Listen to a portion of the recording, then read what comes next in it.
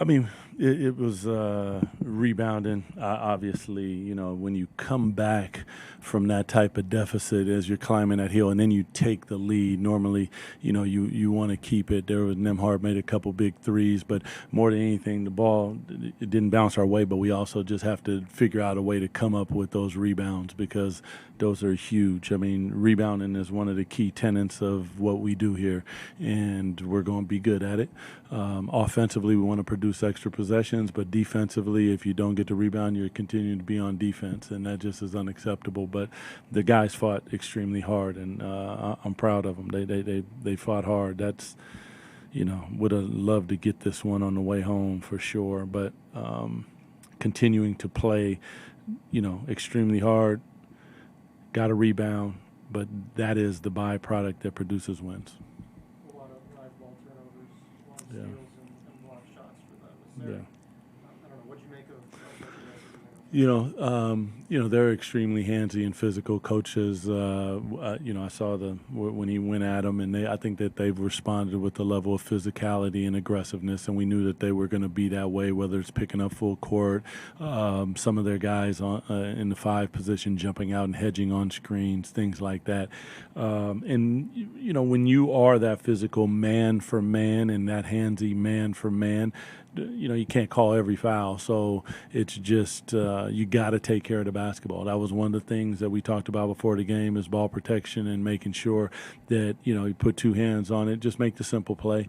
And to their credit, they caused 19 turnovers tonight. what stood out to you about Russ tonight, in particular during the comeback in the third quarter? Russ is a winner. That's what he is. He has a winner's spirit. Everything about his career and how he's come along and everything speaks to winning. And I don't want to play Russ 40 minutes. I mean, goodness. But he found a game and just he continues to fight, whatever it is. And that's what I appreciate about him. He's the ultimate competitor, and that spirit, I thought in that moment when we went down, we called a timeout and we talked a little bit.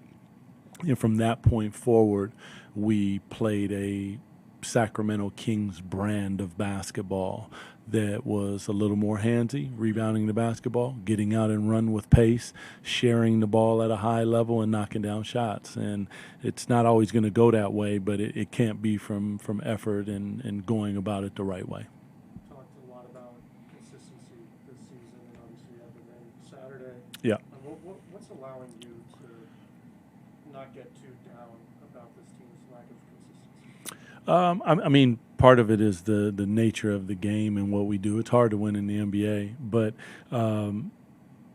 teaching some of our players how to play at that level consistently is difficult. And sometimes it's even the minutes. I mean, the pace of the game, we're seeing soft tissue injuries, all these different things.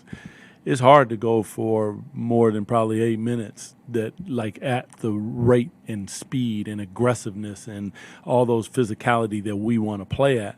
So, you'll probably see quicker subs sometimes and those type of things as we, go through it. So there's a process to what we're going through, and part of my job is to stay positive with them because we're going to play to a standard, and we're going to continue to fight through that as we do it.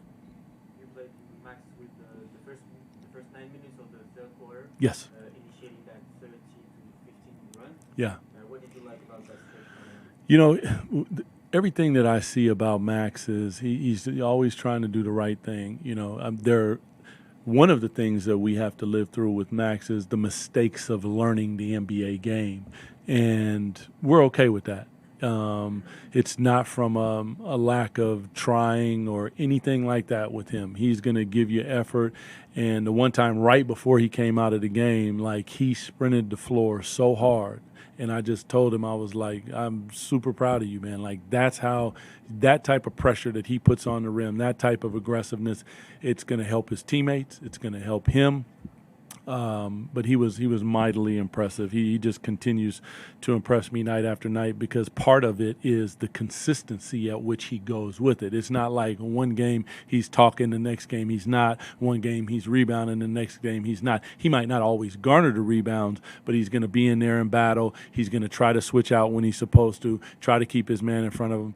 I hate that he always goes for pump fakes and jumps, but yeah, he's one of my favorites, man. I love the kid and his spirit that he brings every night. And what can you say about his chemistry with Russ West? They seem to find each other really well. Yeah, Russ is good for Max because he's demanding. First of all, as a player on the floor, I'm telling him things that I want him to do, and Russ is reinforcing it. When he sets a screen, I want him to chest the ball as it comes off, keep vision on the ball, and make sure you're rolling extremely hard down to the rim and in the paint. And when you do that, you're going to collapse the defense, cause help, and that causes sprays and a lot of different things. And then Russ is finding him, so it's a treat. It's like, okay, if you do this, you see what happens. And then Russ is also finding people on the perimeter because of how hard of a screen he set, how well he rolled down the floor. And then at 7-1, you can throw it up around the rim, and he has a soft touch, and he's able to deliver. But Max has been impressive, man. Super excited and proud for him. Yeah, appreciate you guys.